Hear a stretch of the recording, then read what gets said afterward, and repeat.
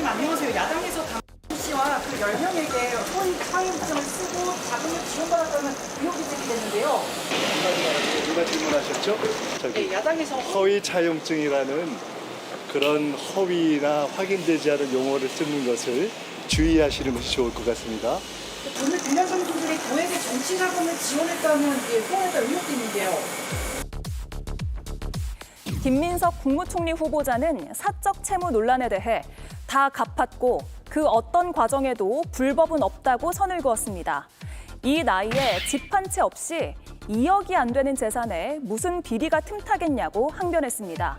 아들의 홍콩대 인턴십도 아들의 노력으로 확보한 거라면서 담당 교수의 메일 내용도 이렇게 첨부를 했습니다. 민주당에서도 비방이 도를 넘었다, 부정한 돈이면 차용증을 썼겠냐 이런 반응이 나왔습니다. 김민석 국무총리 후보자에 대한 국힘의 비방이 도를 넘고 있습니다. 이쯤 되면 인사검증이 아니라 이재명 정부를 시작부터 발목 잡겠다는 의도의 정치 공작으로 볼 수밖에 없습니다. 그게 부정한 돈이고 또 숨겨야 할 내용이면 차용증 작성 안 하고 그냥 개인적으로 빌려 쓰면 그만인 것이지. 몰래 받았지 않겠느냐? 차용증까지 쓴 걸 가지고서 숨기려고 차용증을 작성했다. 이것은 앞뒤가 좀 안 맞는 부분이죠. 국민의힘 주진우 의원은 김 후보가 답을 피하고 있다고 주장했습니다. 김 후보자에게 돈을 빌려준 사람들은 7년째 채무 독촉을 하지 않고 오히려 후원금을 냈는데 진짜 빌린 돈이 맞냐는 겁니다. 국민의힘에선 후보 사퇴를 요구하는 가운데 여야는 내일 첫 협의를 갖고 청문회 일정과 증인 채택 문제를 논의할 예정입니다. 네, 출근길에 기자들의 질문이 이어졌고 김민석 후보자는 허위 차용증이라는 용어 사용은 주의해달라 이렇게 당부를 했습니다. 언론에서 어떤 용어를 쓰느냐가 사실 그 사안에 대한 일종의 프레임이 잡히는 것인데 그런 측면에서 오늘 김 후보자의 발언 어떤 의미로 봐야 됩니까? 이렇게 보시면 됩니다. 김민석 총리 후보자가 18년 동안 야인이었습니다. 권력이 있었습니까? 무슨 돈이 있었습니까? 그분에게 정치 자금이라든가 어떤 것을 제공해 줄 이유가 전혀 없는 겁니다. 과거에는 이런 것에 대해서는 대가성이 있느냐 이런 이야기들을 많이 했었거든요. 근데 이 돈을 빌려준 사람은 개인적으로 아주 친분 관계와 신뢰 관계로서 빌려줬고 김민석 의원은 이걸 가지고 본인이 야인 시절에 썼던 겁니다. 그리고 여기는 또 차용증도 있었고요. 즉 권력이 없었기 때문에 인허가 문제라든가 뭘 해결해 준다든가 이런 정치 자금법이라든가 또는 선거법 관련돼서 적용될 사안들이 전혀 없다는 거예요. 이게 이제 본질적인 현상인데 왜 돈을 빌려줬느냐, 거액을 빌려줬느냐 이런 식으로 해가지고 트집을 찾아가지고 이걸 법률적인 문제가 있는 것처럼 자꾸 프레임을 잡으니까 김민석 후보자가 거기에 대해서 지적을 하는 거예요. 예. 자, 그래서 사인 간의 거래로 봐야 된다. 그렇죠. 사인 간의 거래죠. 신뢰에 의한. 네. 김 총리 후보자는 오늘 아주 이른 아침에 의혹에 대한 입장문을 올렸는데요. 소셜미디어의 내용들을 정리를 해봤습니다.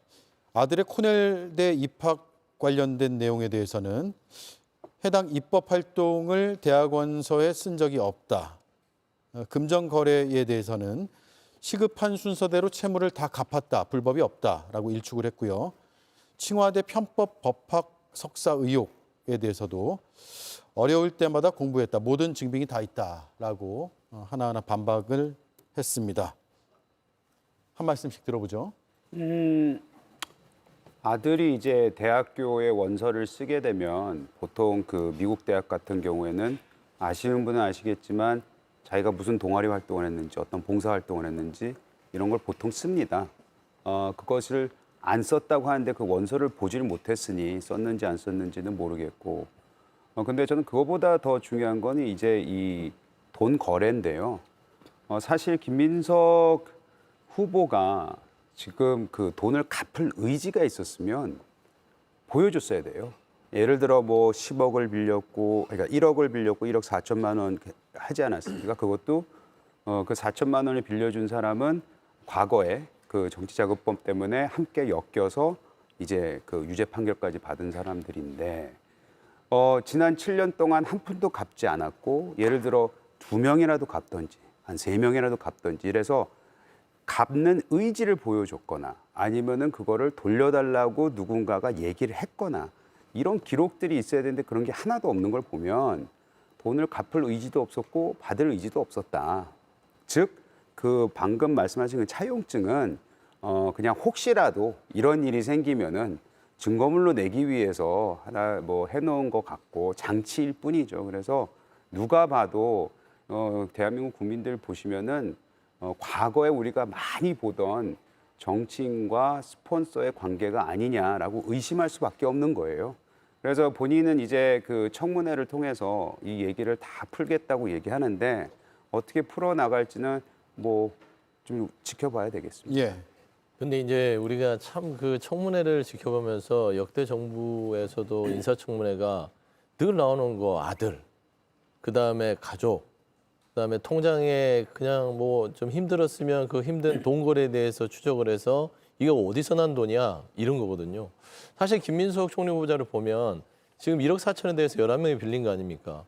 예를 들어 정치자금 할 것 같으면 한 명을 찍어서 최소화하죠, 위험을. 한 사람한테 2억, 3억 비는 게 낫지 않습니까? 차용증 쓰고. 왜 11명한테 1,000만 원씩 했을까요? 그건 뭐냐면 하나하나 그만큼 생활이 궁박했던 겁니다. 그러니까 굳이 김민석 총리 후보자가 본인의 18년 동안 야인 생활 동안 뭐 여러 가지 벌금도 내야 되는 부분들, 당시에 그 판결 때문에요. 그다음 생활도 해야 되는 부분들. 자식도 잘 키우고 싶으니까 그 생활비도 돼야 되는 것들. 생활해야 되잖아요.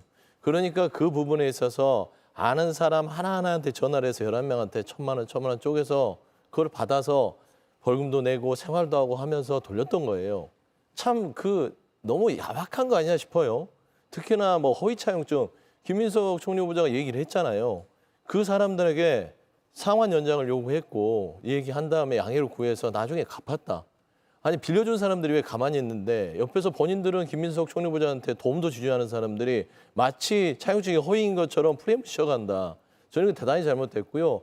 아까 총리 후보자가 출근길에 얘기했지만 특히 국민의힘 주진우 의원께서 계속 뭐 문의 차용증, 허위 차용증 얘기를 하는데 이런 부분은 법적으로 대응을 하셔야 된다고 봅니다. 예. 이걸 굳이 이게 계속 놔두면 국민들이 없는 사실을 가지고 있는 것처럼 생각하기 때문에 저는 단호하게 이 부분은 자르고 정책적인 부분이라든지 본인이 살았던 부분에 있어서 단호하게 얘기할 부분들은 치고 나가야 되죠.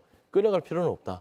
이게 저는 이 정치 영역의 사법화를 굉장히 반대하는 사람 중에 하나지만 굉장히 그런 부분에 있어서 아주 가짜한 뉴스라든지 프레임을 씌우기 위해서 한 사람의 인생을 재단하는 것들 그건 단호하게 처벌해야 된다고 생각합니다. 예. 1,000만 원 말씀을 하셨는데요.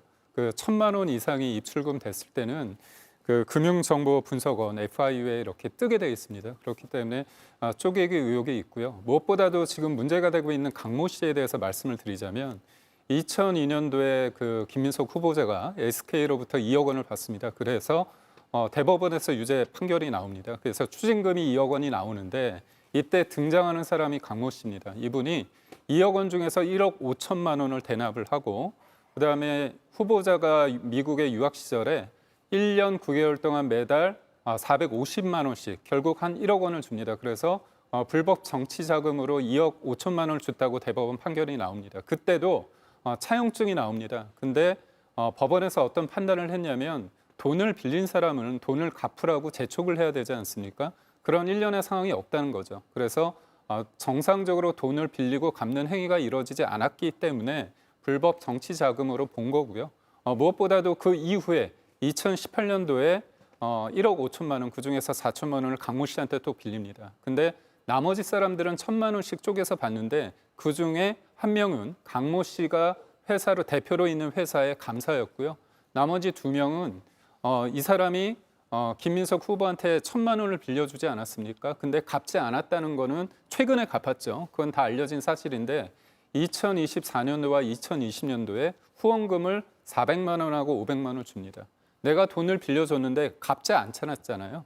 이 부채가 청산되지 않은 상태에서 또 후원을 하는 겁니다. 그렇다면 이게 정상적으로 빌린 돈이냐 아니면 내가 돈을 받았는데 빌린 척 하는 거냐 그에 대한 어떤 국민들의 어떤 의혹이 있을 수밖에 없고요. 무엇보다도 2020년도에 한 6억 원 가까이가 마이너스였습니다. 재산 신고 때. 근데 그 이후에 2억 원 가까이 돈이 늘었다는 거죠. 그러니까 그 사이에 추징금을 다 하고 생활비도 하고 아들은 고등학교도 어떻게 보면 좋은 고등학교에서 한 1년에 한 2천만 원 들었다고 하고요. 미국의 유학비도 1년에 1억 이상 든다고 하는데 그렇다면 돈은 어떻게 이렇게 2억 원 있게 남아 있을까? 이에 대한 의혹이 있을 수밖에 없다.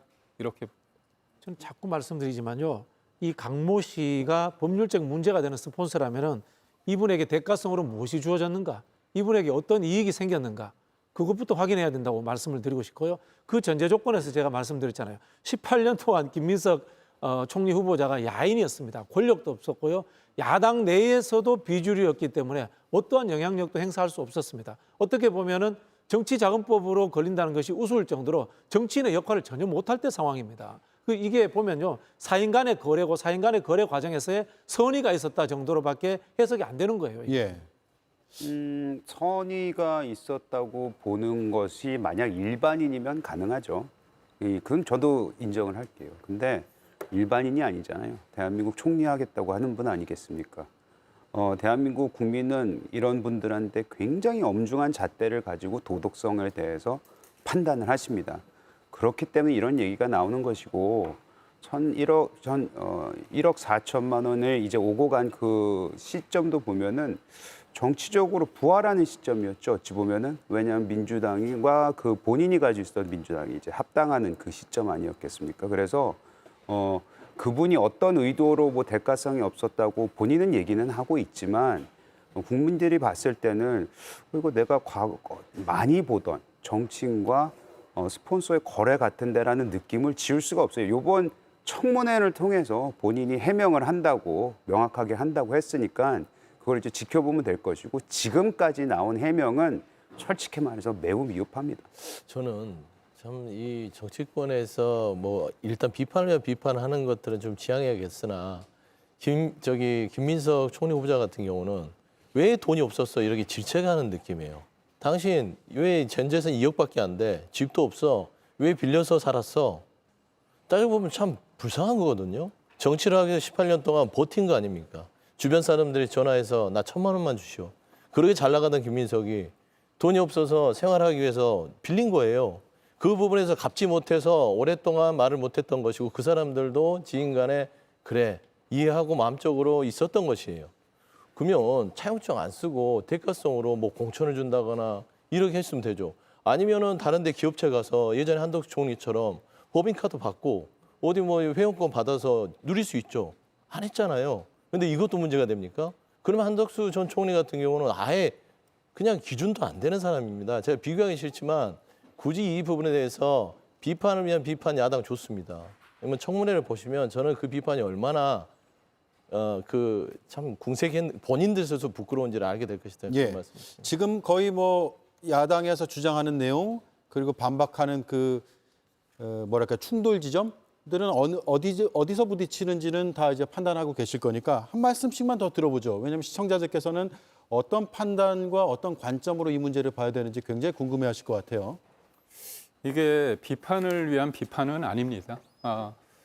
돈이란 건 숫자 아닙니까? 숫자는 아니 돈이란 거는 누군가 주고 받고 그다음에 또 내가 어떤 일을 해서 벌었고 그 여러 가지가 다 있는 겁니다. 예. 그렇다면 정상적으로 내가 재산을 했는데 2000년과 2024년도에 국회의원이 됐습니다. 그 이후에 재산이 늘 수 있죠. 그런데 그 전에 추징금으로 인해서 돈을 벌 수 있는 돈이 늘어날 환경이 제대로 성립되지 않은 상태에서 지금 있다는 부분이 있고 더군다나 그 부분을 가질 때 우리가 이 부분만 딱 띄어다가 말씀드린 게 아니라 2번의 불법 정치 자금 혐의로 2번의 유죄 판단을 받았습니다.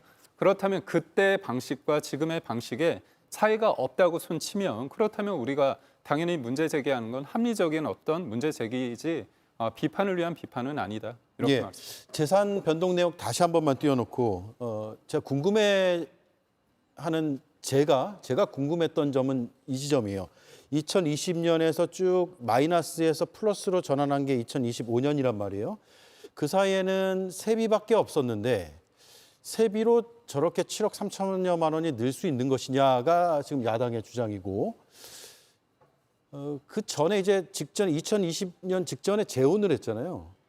배우자도 있을 것이고 그래서 본인 세비 외에 다른 수익이 있지 않았을까라는 생각도 궁금해지기도 하고요. 그런 부분이 지금 해명이 더 나온 게 있습니까? 6년간 벌었으면요. 대부분 꼬박꼬박 다 세비를 모아서 다른 의원들도요. 재산 증식하는 분들이 있고요.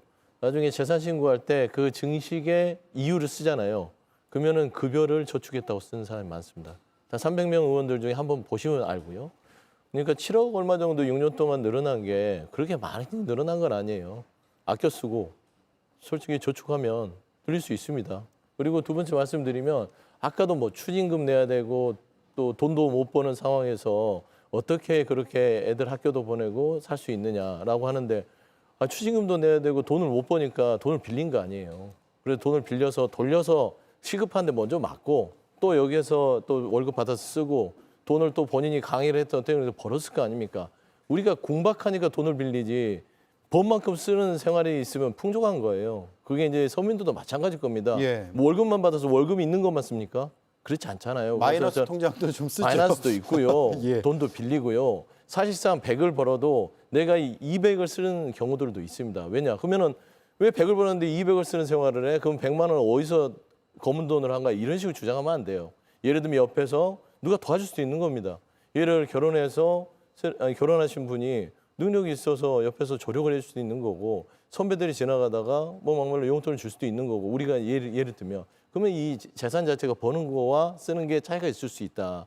그래서 저는 좀 뭔가 확실하게 이게 대가를 가지고 차용증을 써서 뭔가를 드러나서 불법적인 게 있다면 몰라도 좀 볼고 쓰는 거에 대해서 뭐 대단하게 큰 차이가 아니기 때문에 저는 이런 부분에 있어서 더 이상 총리 후보자에 대해서 어디까지 더